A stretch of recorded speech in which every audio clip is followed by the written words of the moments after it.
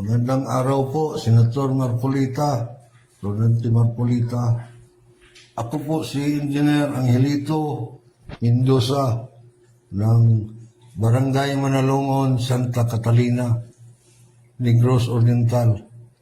Isa po akong maliitang kontraktor at may dalawang quarry area operator.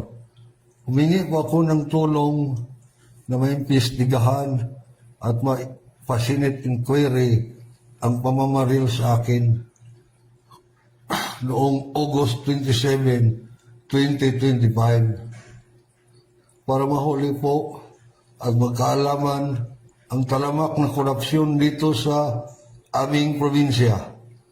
Isa po akong witness sa kasong sinampa ni Kitty Torres sa aming gobernador na si Chaco Sagarbarria at mga tauhan niya dahil sa korupsyon, extortion at operation. Mahigit 3 taon na kaming iniipit nila.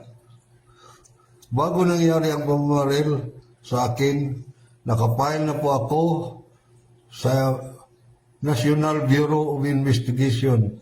Sana matulungan niyo po ako.